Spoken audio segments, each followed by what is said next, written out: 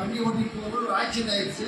அதுலேருந்து மீண்டு ரொம்ப கஷ்டப்படுறோம். அப்போ வாங்கி துணைவியார் வந்து நம்மளை காப்பாற்றி கூட்டிட்டு வந்தாங்க.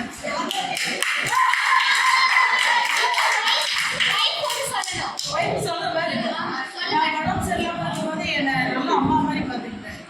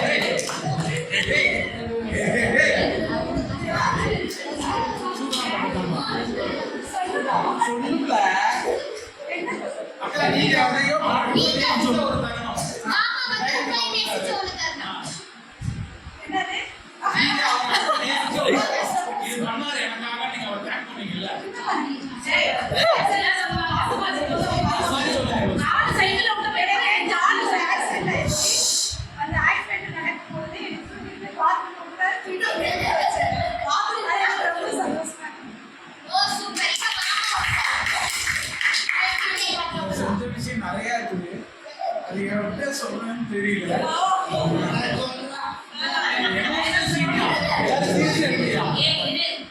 பார்த்தீங்கன்னா ஜெனி டெலிவரி அப்போ ஹாஸ்பிட்டல் நான் செத்துருவேன் அப்படின்னு சொல்லி ரொம்ப அழுதா. அப்போ தான் என்னுடைய மாசாக்கு ரொம்ப இதாக இருந்துச்சு. அப்போ ஒரே ஒரு காரியம் தான் அவர்கிட்ட சொன்னது, நான் இறக்காம நீ இறக்க மாட்டேன்.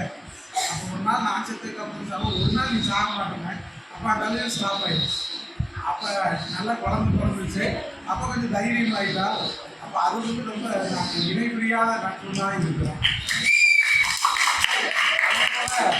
ஒரே ஒரு சாப்பாடு ஆக்கி வேலைக்கு கொடுத்துருந்தா லெமன் சாப்பாடு. இப்போ என் வாழ்க்கையிலேயே இன்ன வரைக்கும் மறக்க முடியாத சாப்பாடு. அப்போ லெமனை புரிஞ்சு தட்டில் வச்சுட்டா, வரமிளகா பூண்டு எடுத்து வச்சுட்டா, வடச்சட்டியை அடுப்பில் வச்சு எண்ணெய் ஊற்றி மஞ்சத்தூளை போட்டு சாப்பாடு போட்டு கலக்கிட்டேன். உப்பு போடல, லெமனும் எதுவுமே இல்லை. வேலைக்கு போயிட்டேன். இந்த சாப்பாடை வாயில வச்சு தூக்கி எறிகிற மாதிரி ஆயிடுச்சு.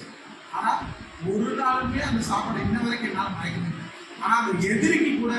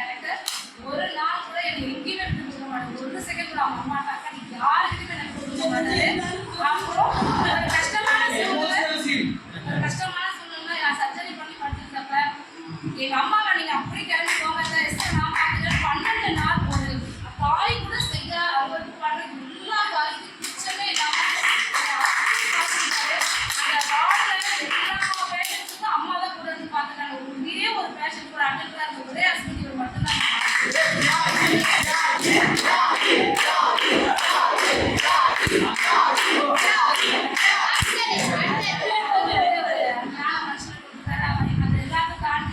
எங்க அம்மா அப்பாவை தன்னுடைய சொந்த தாய் தகப்பனா வச்சு கண்ணுக்குள்ள வச்சு பாத்துக்கிற ஒரு மருமகனா வந்து எதையுமே ஈடா கொடுக்க முடியாது. அவ்வளவு கூட எல்லாரையும் அவ்வளவு நான் எவ்வளவு கஷ்டப்பட எனக்கு ஒரு வேலை கூட வாங்க மாட்டாரு. அவரே எல்லா வேலையும் செஞ்சுட்டு எனக்கு பேச்சு தான் வந்திருப்பாரு. கடவுளுக்கு நான் ரொம்ப நன்றி.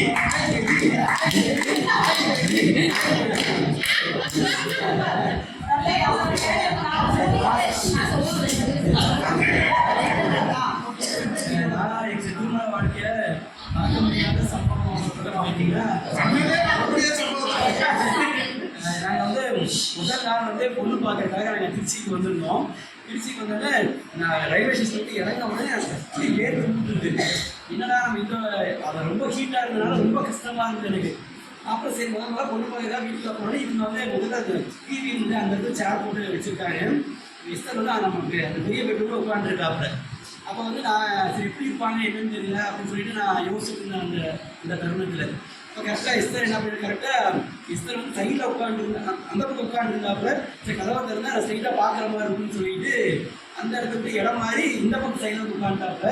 அது காத்தா கதவு திறந்துச்சா இல்லை குழந்தைங்களா யாரும் திறந்தாங்கன்னு தெரியல.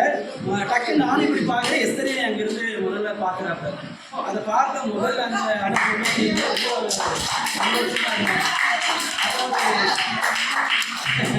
அது வந்து ஒரு வித்தியாசமான ஒரு அனுபவம். நிறைய என்ன அலைன்ஸ் பார்த்தாலும் நமக்கு இந்த பொண்ணு தான் அப்படிங்கிற ஒரு அவசிய தோணும். அது வந்து ஒரு வித்தியாசம்.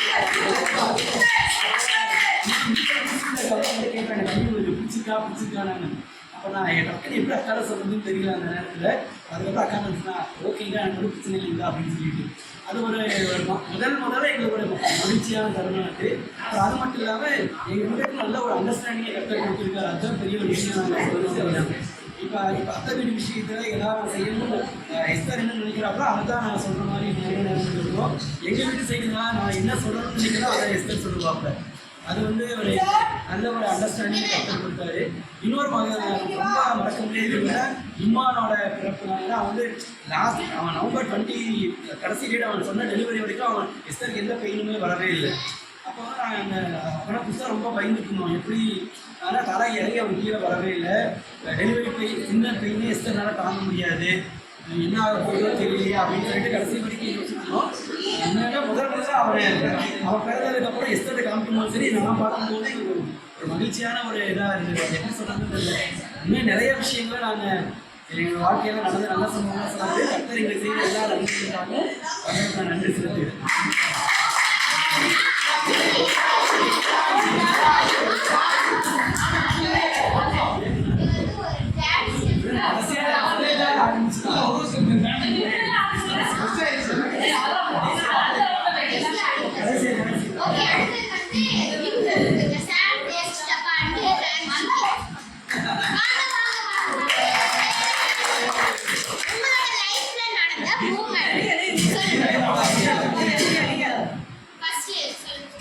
எனக்கு வந்து வேலை பொழுது பயங்கர ஸ்ட்ரெஸ் எப்பொழுதுமே இருக்கும். நான் டென்ஷன் ஆகிட்டே இருப்பேன். பயங்கர போவேன். எங்களை திட்டுவாங்க 2 கேரக்டர், அம்மா அப்புறம் அக்கா அப்புறம் அப்பா. இதுதான் ரொம்ப திட்டு வாங்குவாங்க. ஏன்னா எல்லாருமே என்னோட ரொம்ப அன்பான முகத்தை தான் பார்ப்பீங்க. நான் லைஃப்லேயே ஹார்ஷாக நடந்துட்டேன்னா 3 பேர். ஒன்று வந்து அப்பா அம்மா அக்கா இப்படிதான் இருந்தது. ஆனால் அதுக்கப்புறம் நான் சென்னை போனதுக்கு அப்புறமேட்டு என்னோட மொத்த கோபத்தையும் கொடுத்து ஒரே ஆள் தான் எவ்வளோ நான் திட்டினாலும் சரி, நான் எவ்வளோ கோபத்தில் பேசினாலும் சரி, இல்லை நான் பயங்கர காயப்படுத்த வாழ்க்கைக்கு பேசினாலும் என்றைக்குமே அவள் முகம் சோர்ந்தே போக மாட்டா. அதே எவ்வளோ கவலை அழுதாலும் உடனே அதே நான் என்ன எதிர்பார்ப்பேன், சண்டை போட்டால் உடனே வந்து பேசணும்னு எதிர்பார்ப்பேன். ஸோ எவ்வளோ திட்டினாலும் உடனே வந்து அது மாதிரியே அவளுக்கு பிடிக்கணும்னா கூட அவங்க எனக்காக கருதிருப்பாள். அதே மாதிரி நான் கல்யாணம் சொன்னது தான் என்ன நீ பார்த்துட்டே இல்லையோ எங்கள் அம்மா அப்பா எங்கள் அக்கா மாமா விமானேஸ்வரன் என் குடும்பத்தை பார்க்குறது தான் முக்கியம் அப்படின்னு நான் சொல்லியிருக்கேன். ஸோ அவளுக்கு கல்யாணம் ஆன உடனே லாக்டவுன் ஒரே மாதத்துல ப்ரெக்னென்ட் ஆகிட்டா. அதனால் ஹெல்த் இஷ்யூ வந்து பழைய இருந்தது. அதனால் நிறைய டிஃபிகல்ட்டி. அதே நேரத்தில் அவள் பிஎட் ஜாயின் பண்ண வச்சுட்டேன், பிஹெச்டி ஜாயின் பண்ண வச்சுட்டேன். ஸோ எல்லா வேலைக்கும் வந்து அவள் ரொம்ப ப்ரெஷர் ஸ்ட்ரெஸ்ஸில் இருந்த பொழுது கூட அவளுக்கு கார் ட்ராவலே ஒதுக்காது. காரில் பஸ்ஸில் போனதே இல்லை, ஃப்ளைட்டு ட்ரெயின் மட்டும்தான். ஆனால் என் கூட எல்லா பக்கமும் ட்ராவல் பண்ணுறது வருவான், அட்ஜஸ்ட் பண்ணிக்குவான். வாந்தி எடுத்துட்டு வந்தாலுமே அதை காமிச்சிடாம ட்ரை பண்ணுவான். நிறைய நேரங்களில் தெரியாமல் அவளை கூட்டு போய் ஏதோ ஒரு ஹோட்டலுக்கு சாப்பிட போயிடுவோம். அவள் வந்து பாத்ரூம் போயிட்டானா அவளுக்கு வந்து இன்ஃபெக்ஷன் ஆயிரும், ரொம்ப கஷ்டப்படுவா, சொல்ல மாட்டான். எனக்கு அதெல்லாம் தெரியாது. இது மாதிரி பாத்ரூம் போனால் அஃபெக்ட் ஆகும். ஒரு வாரம் காய்ச்சல் நிறைய கஷ்டப்பட்டு எனக்கு எல்லாமே இருக்கும். இதுவரை எந்த ஒரு பிரச்சனையும் அவங்க அம்மா அப்பாட்ட சொன்னதே இல்லை. கூட அவங்க அம்மா அப்பாட்ட சொன்னது இதுவரையும் ஒரு வார்த்தை கூட சொன்னது கிடையாது. நான் ரொம்ப நல்லா பார்த்துட்டு நான் நினச்சிட்டு இருந்தாங்க, பார்க்குறேன். அது மாதிரி வந்து பொறுமையாக பார்த்து ஹேண்டில் பண்ணுறது ஷாலி அதை கற்றுக் கொடுத்த ஒரு பெரிய கிஃப்ட்டு. ஏன்னா என்னோட ஃபினான்ஷியலாக 1000 சூழ்நிலை இருந்தாலும் அவன் பெருசாக கேட்குறது ஒரு 10 ரூபா சாக்லேட் தான். இதுவரையும் அவள் கேட்டது செல்ஃப் வாங்கிட்டு நைட்டி கூட 3 வருஷமா கல்யாணம் அப்போ அந்த நைட்டு தான் போட்டுருக்குது. நானும் இப்போ வந்து நைட்டி பார்த்து அவன் கிழிஞ்சு வச்சு வாங்கிக்கிறேன். ட்ரெஸ்ஸு கூட நான் சூஸ் பண்ணி தான் போட்டுருவா. அவளாவே எதுவுமே கேட்க மாட்டா. நம்ம போட்ட எல்லா ட்ரெஸ்ஸும் நான் தான் எனக்கு இதுன்னு கேட்டா. அவள் கேட்கறதுன்னா என் கூட இருங்க, ஒரு டெய்ரி மில்க் வாங்கி கொடுங்க, ஒரு கடைக்கு கூட்டு போகணும்னு சொன்னது கிடையாது. இப்படி இருக்கிறனால தான் என்னால் வீடு கட்ட முடியுது. அடுத்து ஃபினான்ஷியலாக நாங்கள் அடுத்தடுத்து போகிறோம் அப்படின்னா அதுக்கு வந்து ஷாலியோட சப்போர்ட் இல்லாமல் பண்ண முடியும். அதனால எனக்கு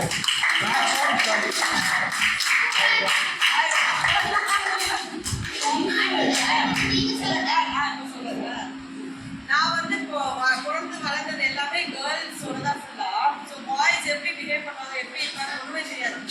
ஸோ கல்யாணம் ஆகி வந்து இவர் கூட இருக்கிறது எனக்கு first experience of staying with boys கூட இருக்கிறது. இவர் கோவப்படுறதுலாம் ரொம்ப புதுசாக இருந்துச்சு. பட் எவ்வளோ கோவப்படுறாரோ அவ்வளோக்கு அன்போஸ் இருந்தாரு. ஸோ அதில் வந்து இவரை கண்டிப்பாக மிஞ்சிக்கவே முடியாது. இவர் சொன்ன மாதிரி உடனே கல்யாணத்துக்கு எல்லாம் நடந்த உடனே அதில் எப்படி ஹேண்டில் பண்ணுறது தெரியாமல் இருந்திருந்தோம். அப்போ குழந்தை பிறந்த போது ரொம்ப ஸ்ட்ரெஸ் ஆகிட்டேன். எல்லாருக்கும் குழந்தை பிறந்த ஒரு ஸ்ட்ரெஸ் ஆகும். அதில் வந்து ரொம்ப நான் வந்து ஸ்ட்ரெஸ் ஆகி இவரை கத்திக்கிட்டே இருப்பேன். அப்போ அம்மாவும் வேலையில் இருந்தனால அம்மாவால் வர முடியல. அந்த எல்லா ஸ்ட்ரெஸ்லையும் வந்து நான் எவ்வளோ திட்டினாலும் சரி, அதாவது எக்ஸ்ட்ரீம் லெவலில் கற்றுவேன். ஏன்னா குழந்தைய பார்த்துட்டு என்னால் என் வீட்டில் சமைச்சிட்டு எல்லாமே பார்த்தனால எனக்கு மாறி இருக்கும். வேலைக்கு போயிட்டு வந்துட்டு டெய்லி திட்டு தான் வாங்கிப்பாரு. ஆனால் ஒரு நாள் கூட அதை வந்து அவர் வந்து சொல்லி காமிச்சதே இல்லை. எனக்கு அது முடியல, உடம்பு முடியல, வீட்டுக்கு வேலைக்கு போயிட்டு வந்து குழந்தைய பார்த்துப்பாரு, என்னையும் பார்த்துப்பாரு. எனக்கு வீட்லயே அழைச்சி குழந்தையோட இருக்கிறதுனால எனக்கு ரொம்ப ஸ்ட்ரெஸ்ஸாக இருக்குன்னு சொல்லி வெளியே கூட்டிட்டு போயிட்டு வந்துட்டே இருப்பாரு. ஒரு நாள் கூட எங்கள் அம்மா கூட இல்லையே நான் ஃபீல் பண்ணவே இல்லை. ஏன்னா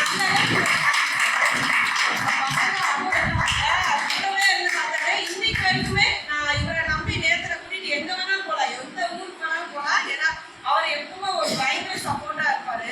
உங்களுக்கே நேரத்துல வச்சு எல்லா சுச்சுவேஷன்லயும் இருந்தாரு. இவர் பிஹெச்டி படிக்க அனுப்புனதும் சரி, பிஎட் படிக்க அனுப்புனதும் சரி, 2 டைம்லுமே அதே ஸ்ட்ரெஸ் தான். ஏன்னா குழந்தை ஒரு சைடு, குழந்தை 1 மாசம் குழந்தையா இருக்கும்போது நான் போய் எக்ஸாம் எழுதிட்டு வந்தேன். திருப்பி 8 மாசம் குழந்தையா இருக்கும்போது திருப்பி ஒரு எக்ஸாம் எழுதிட்டு வந்தேன். பிஎடுக்கும் திருப்பி 5 மாசம் குழந்தை, 7 மாசம் எல்லாமே அந்த 1 வருஷத்துக்குள்ள வேற லெவலில் ஸ்ட்ரெஸ்ல போயிட்டு இருந்தேன். பட் எல்லாத்தையும் நான் ஃபர்ஸ்ட் கிளாஸ் மார்க் வாங்கிருக்காம இருந்தேன்.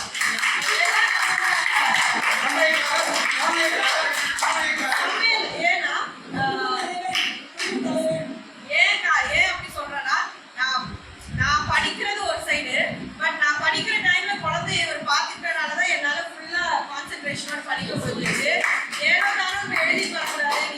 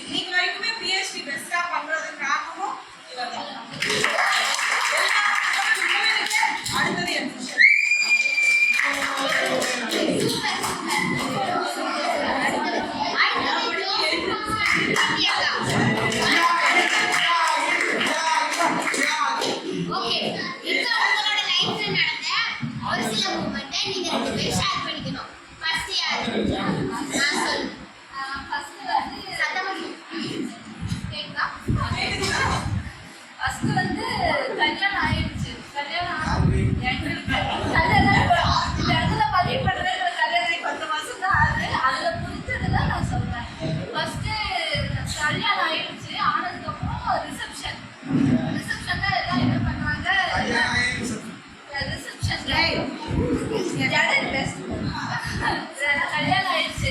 அப்போ வந்து எனக்கு சொல்றாரு, அதாவது இவர் வந்து அப்பா இல்லாம கஷ்டப்பட்டு வளர்ந்த பையன், எல்லா செலவும் இவர் தான் பண்றாரு.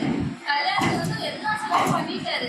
அப்போ சொல்றாரு, நான் வந்து அப்போ கார் வந்து செகண்ட் ஹேண்ட்ஸ், காரு பெரிய விஷயம்லாம் அது செகண்ட்ஸ்ல இருக்குது.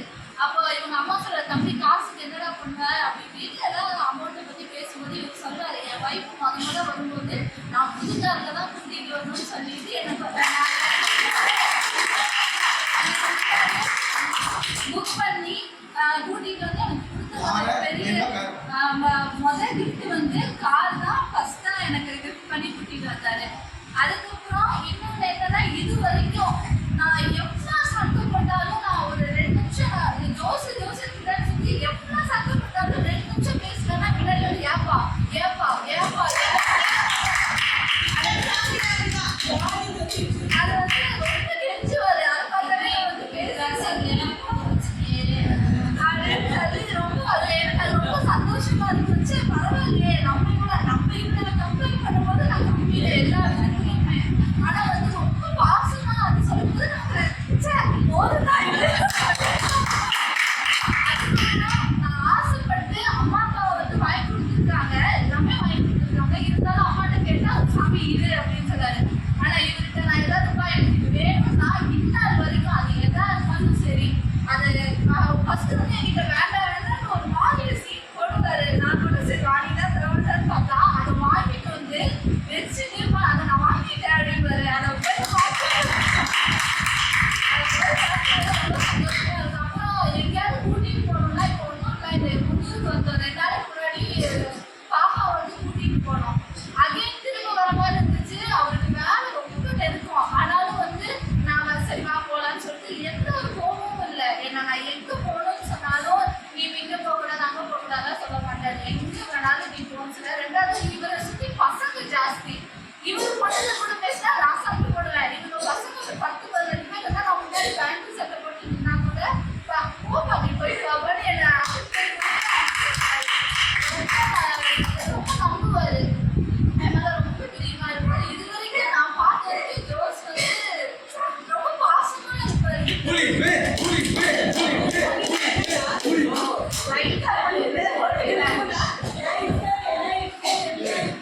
அதுக்கப்புறம் நான் வீட்டுல இருந்து ரொம்ப டிப்ரெஷன் ஆகி எனக்கு ரொம்ப உடம்பு சரியில்லாம போயிடுச்சு. என்ன சொல்றது, மாமியாருக்கு எனக்கு நல்லா இருக்கும்போது எல்லாருமே என்னென்னமோ சொன்னாங்க. இவரு சொன்ன ஒரே வார்த்தை, உனக்கு நான் இருக்கேன், நான் பார்த்துக்கிறேன், அது எனக்கு ரொம்ப பிடிக்கும். எனக்கு இப்போ 10 மாசம் தெரிஞ்சது எனக்கு இவ்வளவுதான் தெரிஞ்சிருக்கு. அடுத்த நான் இன்னும் நிறைய சொல்றேன்.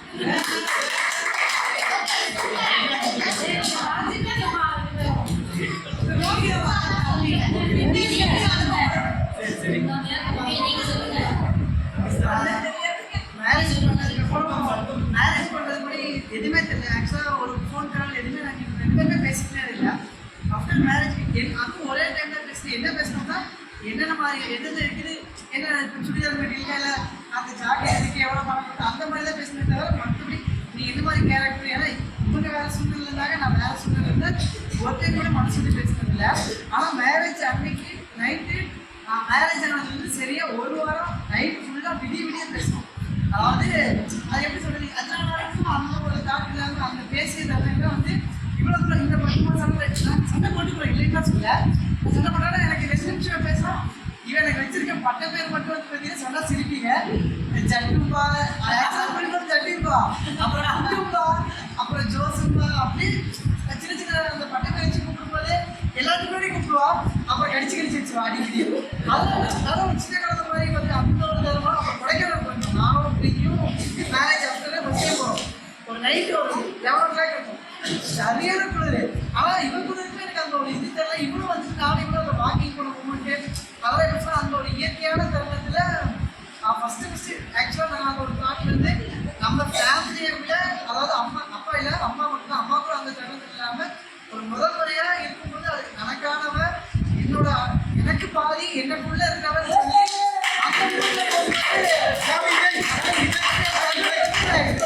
அந்த தருணம் போச்சு. அப்புறம் என்னன்னா ஃபுட்டுக்கு வந்து அம்மா நல்லா சமைப்பாங்க. நான் வந்து ஏன்னா கொஞ்சம் சொபசிக்காக தான் வாழ்ந்தேன். காலையில் டிஃபன் மதியமும் வந்து பார்த்தீங்கன்னா மதியம் லஞ்சு அது வந்து பார்த்தீங்கன்னா சாப்பாடு மட்டும். நைட் வந்து கம்பல்சரி நைட் வந்து சாப்பாடே சாப்பிட மாட்டேன்.